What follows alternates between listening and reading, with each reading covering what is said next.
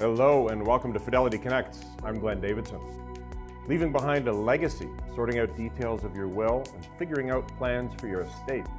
This type of legacy planning is vitally important, and financial advisors are well positioned to assist clients with this meaningful work. Our next guest offers ways to handle those delicate end-of-life conversations and discusses how it can lead to more financially and emotionally sound clients. Please welcome Certified Executor Advisor and author Greg Barnsdale to the show. Greg, great to see you. Thanks for having me on the show, Glenn. I appreciate it. Greg, you wrote a book called Do Not Ignore Your Mortality, and in it you referred to yourself as having experience as a last responder. Why did you write the book?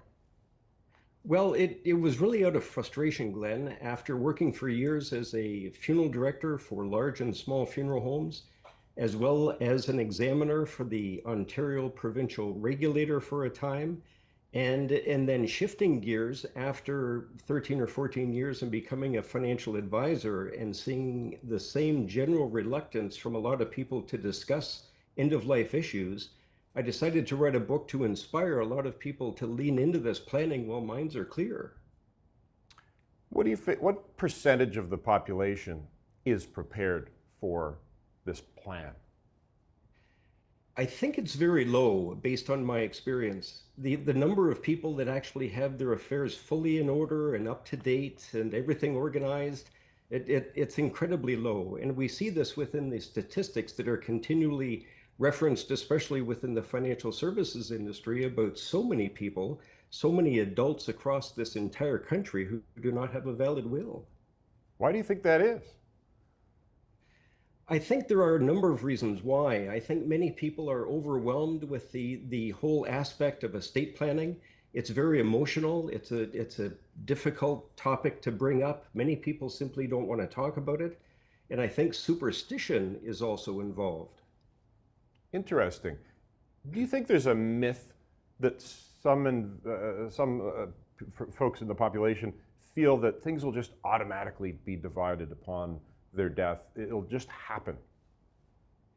Yes. And I recall a survey that was put out not long ago, last year, I believe it was, that indicated that a relatively high percentage of the population feel that their investments and such are private, and they don't feel that they really want to discuss those things with their family, which is very concerning. Interesting. So they'd rather not even discuss it and have it figured out at a later time. And yet it's so important that they feel confident that things will be dealt with at a later time. Yes, that's right. And since I published this book 2 years ago, Glenn, I have distilled my message down to this core message. It's that end-of-life planning helps reduce the stress of aging. It leaves survivors more financially and emotionally resilient, more likely to get along, and less likely to contest final wishes. It naturally results in more meaningful legacies, often helps charities because of the significant tax planning benefits of plan giving, takes immense pressure off the courts from otherwise having to deal with so many unorganized estates, and all these things cumulatively help bolster the economy. Well, I can certainly attest to what you've been talking about. Unfortunately, I've had to deal with my father's estate over the last few months, and while things were very organized and we were able to get to completion, I certainly heard a lot of stories from lawyers that I dealt with about the complexities and about the number of people who aren't prepared or who aren't expecting what becomes an unfortunate outcome from different beneficiaries and so on, or the lack of preparation or the lack of even knowing, should I have a copy of a will or the original? And where is the original? It's very complex for people and it gets overwhelming, doesn't it?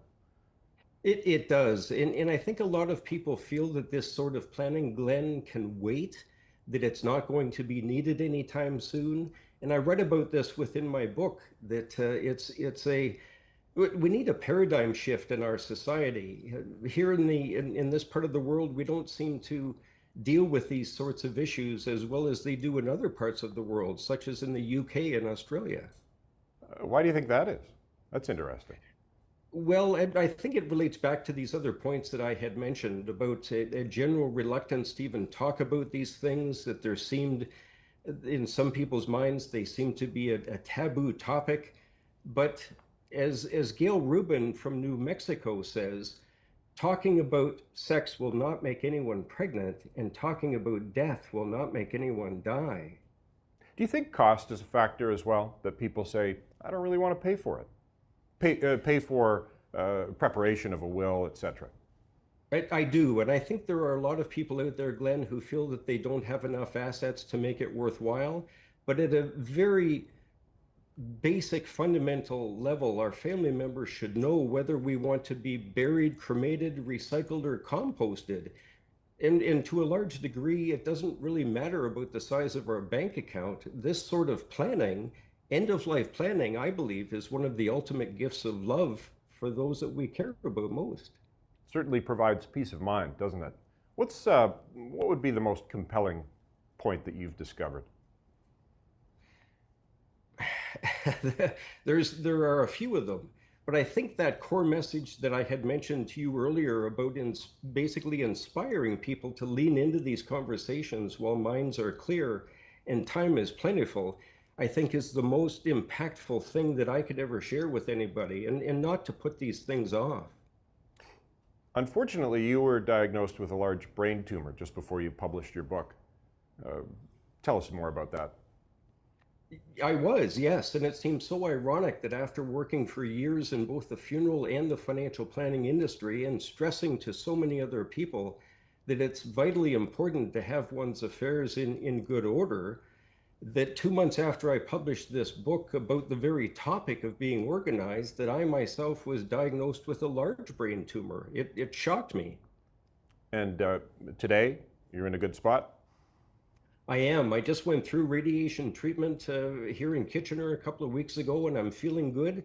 But fortunately, the brain tumor that I have, still a small portion of it in my skull, it was non-cancerous, and I'm very, very lucky. But it certainly adds to my story. And fortunately, and that's a great outcome. I'm glad you're in a good spot. And it ties into the fact that stories, as you said, are very, very impactful, as it is for investing solutions, but as it is in this case as well for life's realities. And it's so important that the advisor network out there is having a discussion with their clients, but also sharing stories, good and bad, because it really does inspire people quite well. Now, what is the death positive movement? Well, it's really just a growing trend, Glenn, that has been evolving for years. I believe I don't know how many decades ago it started, but something that stands out in my mind was the very, very popular series 6 Feet Under that aired on HBO, I think it was, many years ago. And that was a part of it. And just the overall aspect, the greater awareness about legacy planning, estate planning, and what a significant impact it can have upon family members who have to sort out so many things at such a difficult time. And it's inevitable. We plan everything else in our lives, but many people, unfortunately, are reluctant to plan the last chapter of their life. But it is slowly improving. That's good to hear. Greg, what do you recommend to the audience as a good first step for communication about this? Well, the reason that I wrote my book was really just for that reason, Glenn, was to help shed light on the fact that, let me back up. The book is intended for the general public, and it's a conversation starter to get people thinking about the aspects of end-of-life issues and the importance of being prepared. It's intended to inspire people to pull out their will and read it. And if they don't have a will, to understand the significant implications that could be encountered by their family by not having one. So it's intended to get them talking with their family members and to be aware of these important things. So as you were saying, it's important that they understand if you don't have a will, that's called intestate, I believe, the government will figure out what's going to happen and who's going to deal with your estate. Isn't that the case? It is, and it's incumbent upon financial advisors to have these conversations with their clients. And I understand and respect and get the fact that it's difficult to have these conversations. I remember so many times when I was working as a financial advisor that some of my clients would go home and attempt to talk to their children or their parents about these sorts of things. And in some cases, they were shut down, that the other family members didn't want to discuss them. But it's important to be persistent and get these conversations out there. And that's why I've put together some helpful tools for financial advisors to get these conversations moving in the right direction. Okay, so could you give us a sense of some of those tools? Because as you mentioned, people want to sit down and talk about it, but there's a reluctance, perhaps from different family members and so on. There's got to be a way to overcome that. People need to be able to try a number of different strategies, I suppose. Using examples would be one, I would think. Can you give us an idea of some others? Yes, yes. Well, and I talk about that in more detail within my book, but just so that your advisors are aware, on my website, donotignoreyourmortality.com, there are a couple of tools in the resources section that are available for them or anyone actually for free without any obligation. And the first one is the Living Legacy Quiz. It's a quick 2-minute quiz consisting of 5 questions that I put together, and anyone completing it will likely realize at the end of it they have some homework to do because they're not likely as organized as they should be. The other resource is a list of curated questions, and I call them the Probing Legacy questions, and they can be printed off and used by anyone to get these conversations moving in a more meaningful way. These are questions that a financial advisor can use with their clients as far as getting them inspired to get on with it, if you will. Yes, exactly. Ah, very interesting.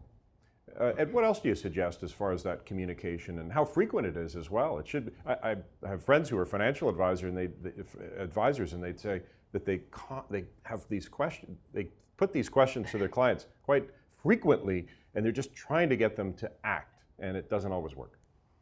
Yes, yes. And that's what I found frustrating too, Glenn. And I've talked to many other financial advisors who've been in the same boat. And that's really one of the core reasons why I created this book and published it, was to inspire people to really lean into these conversations while they can. And if they keep putting them off, it's something that I think financial advisors, and I'm sure lawyers are doing the same sort of thing, and accountants more proactively too, just reminding people that it's vitally important to be prepared because we don't know what's ahead of us. Your book is a quick read. I found it very comfortable to go through, and it reminded me of a book I read in, I think, 1990, The Wealthy Barber. There was sort of a style like that. Was David Chilton an inspiration, or that style of writing for you? Yes, he was. Yes, David Chilton actually is my publishing coach, and I'm very proud to be a part of his masterclass program and a student of his, and he's been immensely helpful. Oh, wow. What improvements would you like to see in discussions, in regulations, and so on? Well, I'm part of actually a coalition, a group of different people from different backgrounds that are actually lobbying the government. We're trying to get traction with making the estate settlement process across Canada easier. And in conjunction with this, we are also looking to make it easier for the reduction of identity theft and elder abuse and other issues involved in that. And we think it's an important initiative. So we're hoping to get further traction with it and leverage technology to a much greater degree. Interesting. What I learned was there's a lot of legal complexities that aren't part of, in my case, my day-to-day discussions. And I would say that's the case for most people. And I certainly learned a lot. How important is it to have an affidavit of execution? I don't know what that means, but I know you do. Well, and my understanding of that document, Glenn, is that it's used to verify someone who has signed as a witness to a will. And again, this is something that is better discussed with a lawyer. I'm certainly not a lawyer, but leaning into the various professionals that are able to collaborate with financial advisors to help the ultimate client based on their objectives and their situation is vitally important. Interesting. You were a funeral director for a number of years. Are there comments or thoughts from your time in that part of your career that you'd want to share with the audience? Yes, I'm still a licensed funeral director today, 40 years later, Glenn. And I know the funeral industry has been doing a good job of inspiring people to pre-plan their funeral and potentially prepay it as well. And there is more of a thrust, I think, for funeral directors and financial planners, accountants, and lawyers to work together. And that leads me to this whole aspect, and I know we've talked a little bit about this, is the Certified Executor Advisor designation. Ah, I didn't know that existed. So that's something that, well, you have because it was in the introduction. But tell us more about that. That's something I'm curious of our audience, how many people have heard of it or have it. But please tell us about that designation. Yes, well, the Canadian Institute of Certified Executor Advisors has done a great job marketing the Certified Executor Advisor designation across Canada, and there are now more than 1,500 of us. And it has recently been launched within the United States too.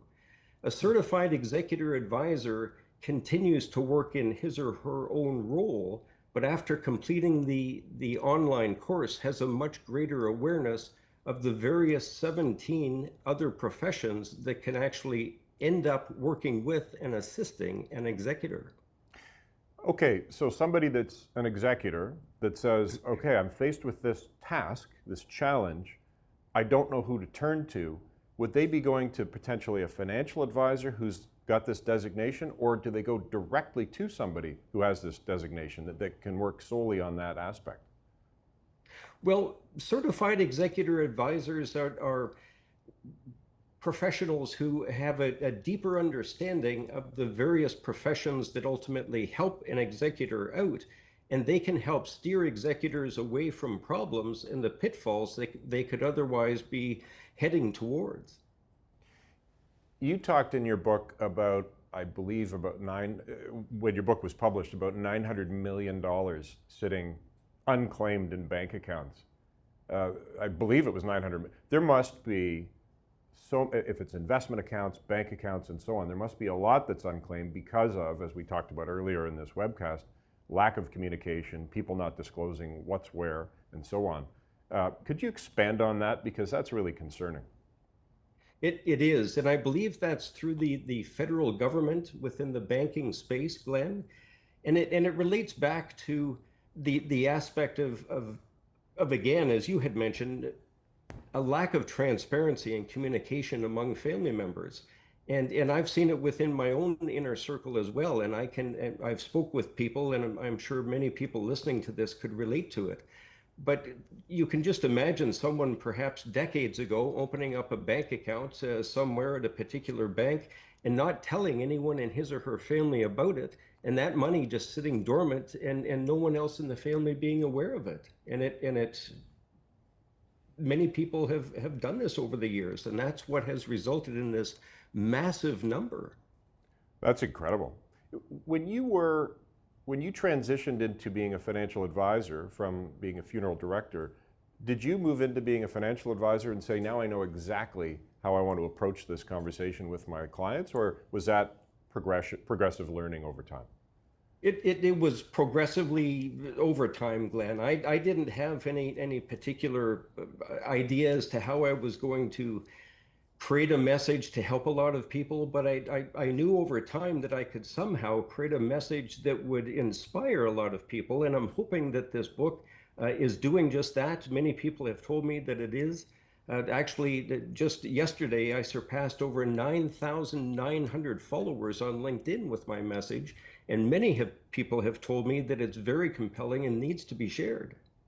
Interesting. Where is your book accessible, by the way? Well, it's pretty well everywhere.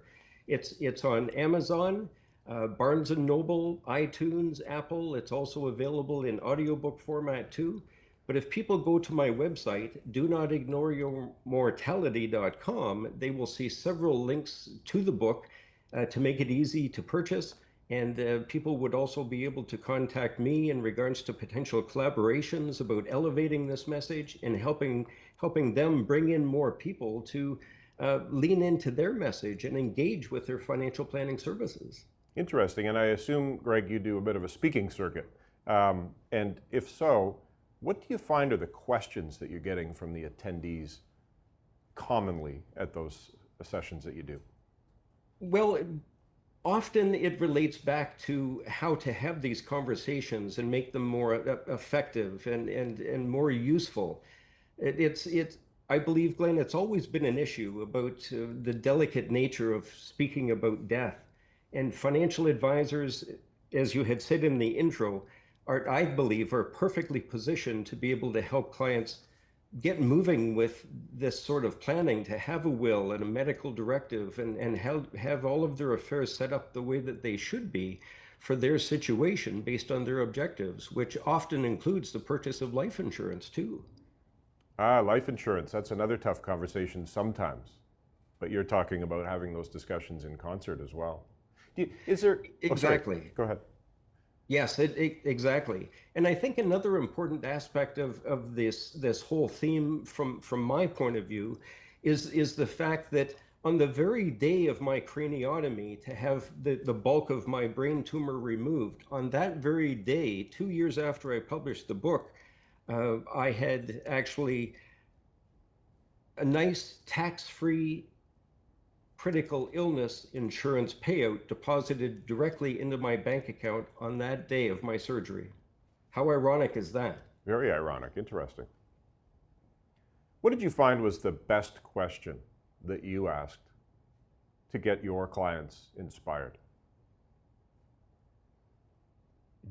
That's a tough question, Glenn. I've tried many different approaches, and sometimes it just takes persistence with a number of different questions to help them realize that they need to be acting on these things and be organized.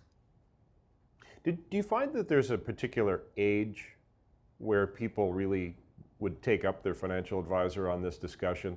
Is there a real reluctance when people are young because they think that they're invincible? Yes, that whole aspect of us being young and feeling invincible is I think has always been prevalent for forever. But whether it's a death within their family or a critical illness or the death of a friend or being inspired by someone's video on TikTok about their end of life story that we're seeing increasingly now, or a plane going down in another part of the world, it could be anything that inspires them to get moving, but it's important that they just get doing it. I would imagine that quite often it's once the individual has a beneficiary, has a dependent, has a child perhaps, then they start thinking, I might be invincible, but I do have a legacy here and I should talk about that. Do you think that's a realistic comment? I do, and that's often been the theme, that when a young person has a family, they should be setting up a will and power of attorney and all those sorts of things. So yes, that has been the standard, and I tend to agree with that, yes. Do you have comments, Greg, on how, so we're talking about how a financial advisor can inspire their client really to explore this more. What about that client then having the discussion with their family to say, I need you now to know where my will is, where the original is, who's got power of attorney, what this all means? Because that could be a tough conversation within a family as well. But if the family isn't aware, yet the will is there, that's not so useful. Yes, and that's why more and more professionals, Glenn, are recommending family meetings to have these and bring the other family members into the conversations to help them understand what the nuances are of the situation, whether a family business is involved or whatever the situation is, which can vary dramatically, as you know. But this ends up in resulting in very deeply personal conversations with the clients, which are incredibly meaningful. And when you get speaking with people about their legacy and what their overall purpose is in life and so on, it creates such a unique bond with people that tends to, in my experience, lead to referrals and other connections. And I think it also helps reinforce that aspect of maintaining that relationship with the client beyond their death and dealing with their children, etc. I'm sure we have a lot of attendees today, and I'm sure so many of them are saying, I really do need to think about wording. I need to think about the strategy on how I have this discussion persistently with my clients to get them positioned very, very well. Do you have a comment on how frequent, once the client is going down the right path, as far as an update discussion, What's your thought? What are your thoughts on that? Well, again, Glenn, I think it would be based on the situation. Some people's situation is pretty straightforward if they're an employee for an organization. But if they own a company and have many employees and there may be corporations involved, there could be high net worth situations. Those types of situations would dictate more frequent discussions along this line. Well, and as beneficiaries, dependents are added to the family and so on, or whatever changes are there, that's important as well. Right. Greg, do you have comments on something that we're hearing more and more about, which is MAID? Yes, yes. Last October, I attended a family member's MAID provision. He had had a stroke. He was 65, decided to end his life through the MAID program. It was the first provision of MAID that I had ever experienced. And I found it such I now realize, after witnessing it, that I understand much better why many people want that control in their life if they're living through an irremediable and grievous situation, I believe is the definition of qualifying for MAID. But it was such a peaceful way to die. And I had told my cousin that if I were in his shoes, I may be making the same choice as him. But more and more people are opting for that, Glenn. Interesting, and that's a discussion for another time. Greg Barnsdale, Do Not Ignore Your Mortality. What an interesting book, and we appreciate your comments today. I'm sure you've inspired many people on how to have some tough conversations, but extremely practical conversations as well. Thank you for joining us. Thank you. Thanks for listening to the Fidelity Connects podcast. Now, if you haven't done so already, please subscribe to Fidelity Connects on your podcast platform of choice. And if you like what you're hearing, leave a review or a 5-star rating. Fidelity mutual funds and ETFs are available by working with a financial advisor or through an online brokerage account. Visit fidelity.ca/howtobuy for more information. On fidelity.ca, you can also find more information on future live webcasts. And don't forget to follow Fidelity Canada on X. The views and opinions expressed on this podcast are those of the participants and do not necessarily reflect those of Fidelity Investments Canada ULC or its affiliates. This podcast is for informational purposes only and should not be construed as investment, tax, or legal advice. It is not an offer to sell or buy, or an endorsement, recommendation, or sponsorship of any entity or security cited. Read a fund's prospectus before investing. Funds are not guaranteed. Their values change frequently, and past performance may not be repeated. Fees, expenses, and commissions are all associated with fund investments. Thanks for tuning in. We'll see you next time.